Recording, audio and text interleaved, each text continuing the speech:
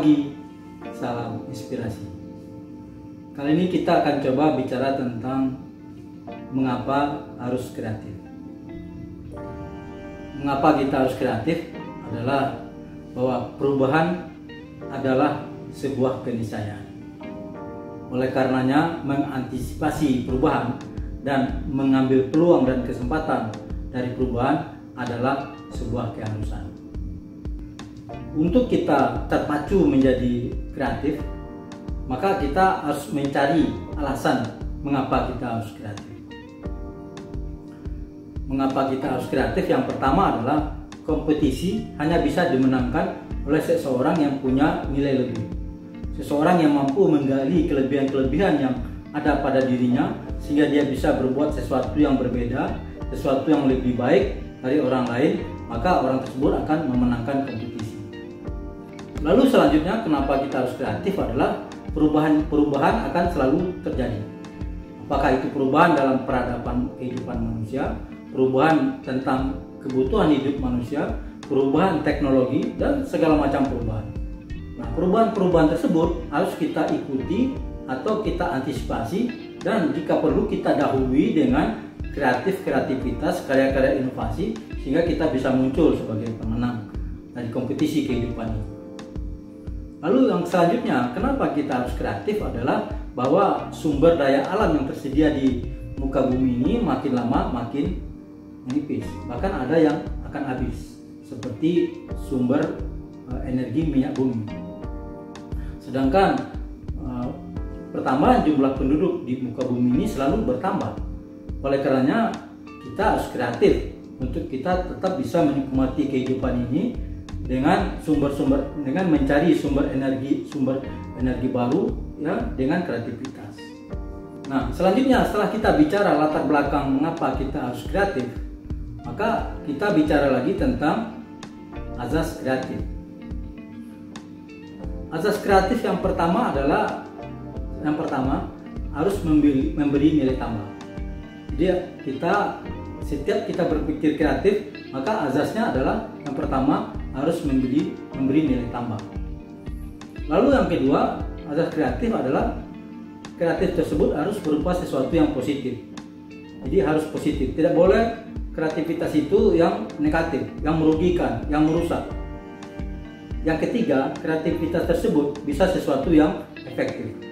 Sesuatu yang selama ini mungkin hanya bisa digunakan untuk AB, sekarang bisa menjadi ABCD, bisa digunakan untuk bermacam-macam. Itu juga namanya kreativitas. Nah, azas berikutnya dari kreativitas adalah efisien.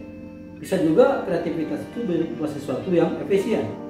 Sesuatu yang selama ini mungkin butuh banyak kelengkapan, lalu dengan ide-ide kreatif kelengkapan itu menjadi berkurang.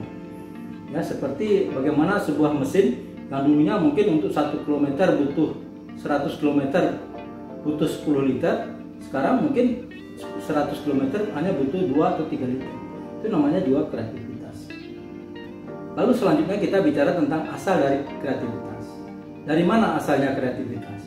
Sebenarnya dalam diri seorang anak manusia itu sudah ada bakat-bakat kreativitas. Hanya tinggal menggali dan mengembangkannya. Dan yang kedua, asal dari kreativitas adalah dari turunan kita. Nenek moyang kita dulunya adalah orang-orang yang sangat kreatif, sehingga kehidupan selalu berubah, meningkat, dan makin baik. Mulai dari kehidupan yang sangat sederhana dengan rumah dan kelengkapan kapak dari batu dan macam-macam, sampai sekarang terbang ke planet lain. Asal dari kreativitas tersebut juga bisa berasal dari lingkungan yang kompetitif. Nah, lingkungan yang dibangun sangat kompetitif akan menumbuhkan bakat-bakat kreativitas. Makanya menjadi tugas seorang pimpinan untuk membangun lingkungan kompetitif sehingga muncul kreativitas.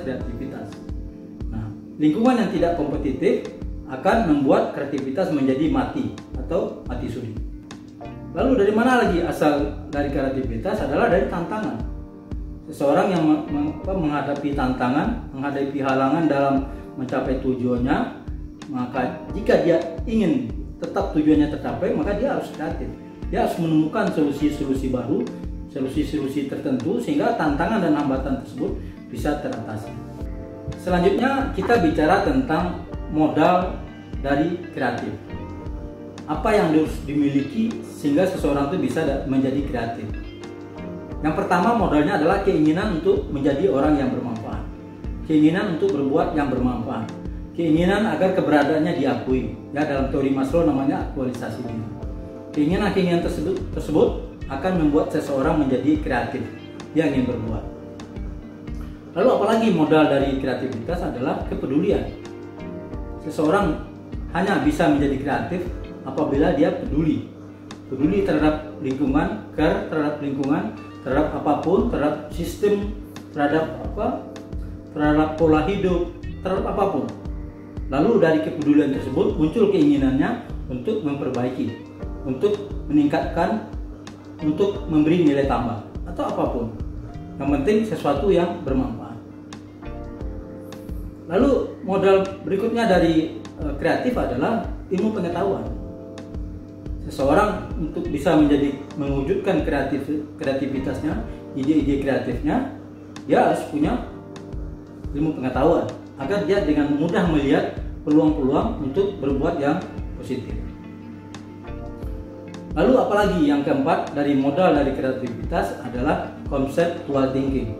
Seorang harus bisa berpikir konsep, sehingga begitu ada melihat sesuatu yang aneh, yang janggal, sesuatu peluang yang bisa dia perbaiki, dia sudah bisa berpikir secara konsep apa yang harus dia lakukan, langkah apa yang harus dia lakukan, apa dulu yang dia pikirkan, apa dulu yang dia perbuat.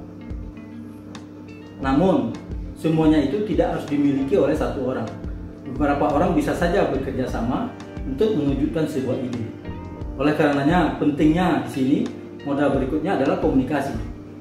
Seorang harus bisa mengkomunikasikan setiap ide, setiap usul yang dia miliki dengan orang lain, sehingga ide tersebut bisa diwujudkan menjadi prototipe atau menjadi sebuah karya.